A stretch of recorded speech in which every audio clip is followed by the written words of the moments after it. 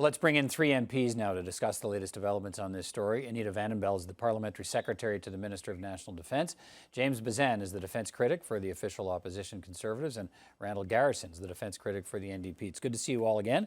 Thanks for being with me. Anita Vandenbeld, let me start with you. We heard today from Ray Novak how the Prime Minister at the time, Stephen Harper, got personally involved in asking General Vance about allegations of misconduct, and that the Prime Minister's National Security Advisor was tasked with ensuring Vance's past actions were examined before he was appointed Chief of Staff. What did you take from that, and how does that compare with how your government has dealt with the newest allegations against from the former military ombudsman? And he tried to bring those to the Defence Minister, who said he didn't want the details. So compare those two responses. Well, thank you very much. And I think what we heard today was confirmation that the correct process when these kinds of rumors or allegations come forward was to bring them to PCO. And you mentioned the National Security Advisor. That's within PCO. So in both cases, the allegations were taken to PCO and they were taken there for an investigation.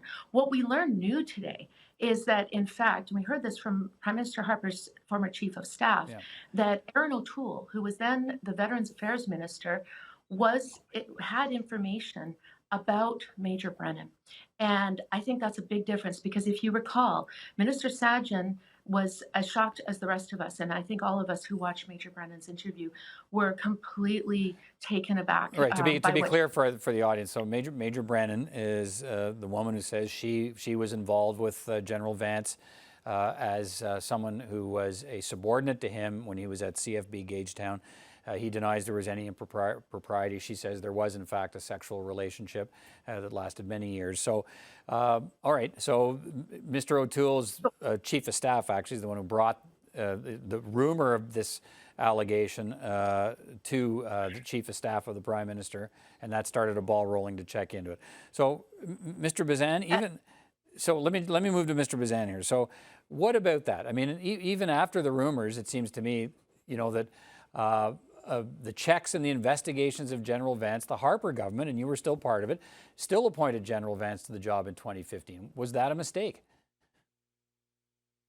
I think in the testimony we heard today from Ray Novak is that in hindsight, you know, if it was 2020 and if all the allegations had been proven, he would never have, you know, Harper would have never appointed General Vance as CDS. You know, I think it's important to contrast the way it was handled under the previous Conservative government, that allegations were brought forward, that, you know, a Chief of Staff brought it to the Prime Minister's Chief of Staff, who then went to the National Security Advisor in PCO, who was in charge of the vetting process, to look at the national security risk and to ensure that there was an investigation. And of course, that National Security Advisor was Dick Fadden, who used to be the Deputy Minister of National Defence and was the Director of CSIS. Okay. So very credible individual, dived down deep, had all the tools at his disposal. We never heard once from Minister Sajjan or from the Deputy Clerk of Cabinet, Janine Sherman, that they turned any of this over to the National Security Advisor in the PCO. So despite what you hear from the Liberals in their cover-up, they never took these allegations seriously, despite the fact, and again, doing the comparison, a rumor came in, you have actually the Chief of Staff handing that rumor over to the National Security Advisor. All right, Minister Sajjan is presented with that evidence. He pushes away from the table and runs for the hills. Mr. Garrison, what did you hear today that you think moves this story forward? Well, I think it is quite distressing to know that two prime ministers and two ministers of defense knew that there were serious allegations of sexual misconduct against General Vance, yet he was appointed, his appointment was extended, he was given a pay raise, and he was left in charge of the Canadian Forces as the Chief of Defense Staff.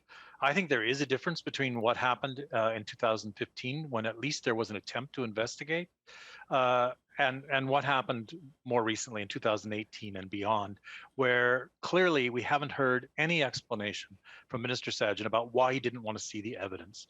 Nobody was asking for him to conduct an investigation.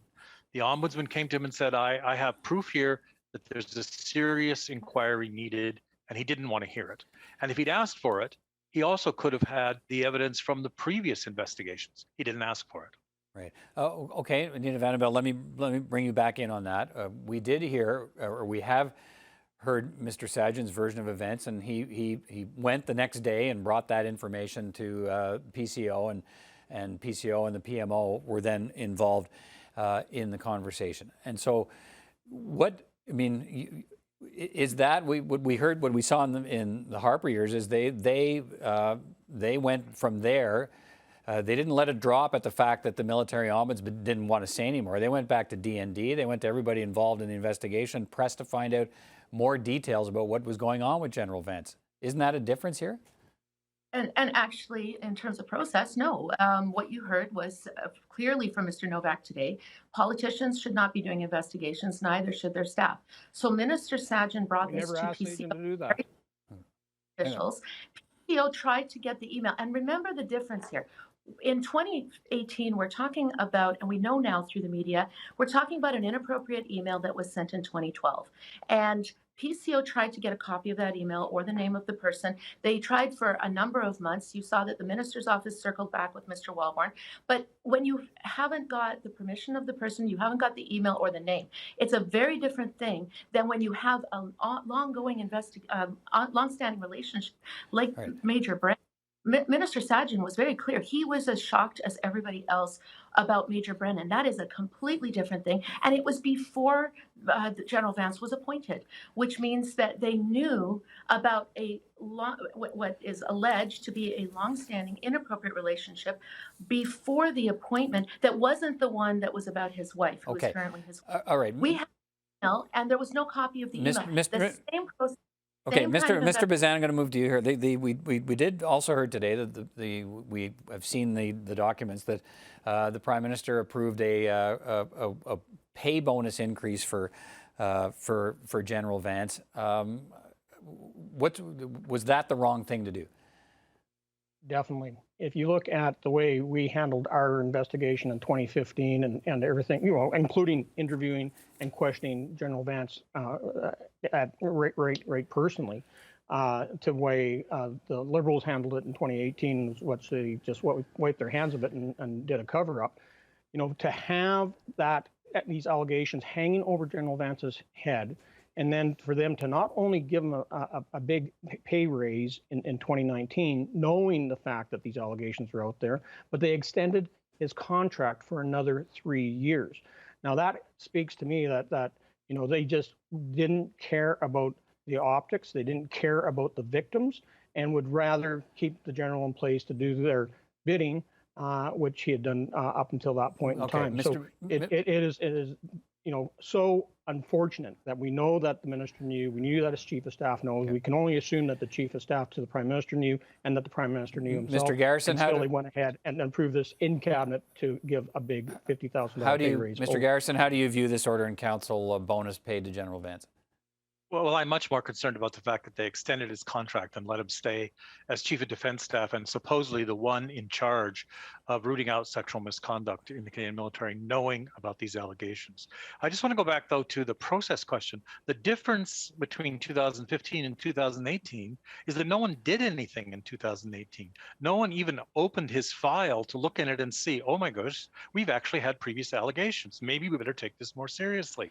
So I'm not sure the Liberal defense of the minister is actually going to hold water, because then you have to move to the PCO and ask, how come PCO didn't do a real investigation? And that's going to lay at the feet of the Prime Minister. All right. Look, at Anita Vandenbeld will come back. We're going to have a chance to revisit this because our time is tight tonight. But there's still lots of questions. I know the committee hearings continue. So we're going to have a chance to revisit where this investigation, this committee inquiry goes, and we'll have you back at that time. Thank you all for joining me tonight. Appreciate it.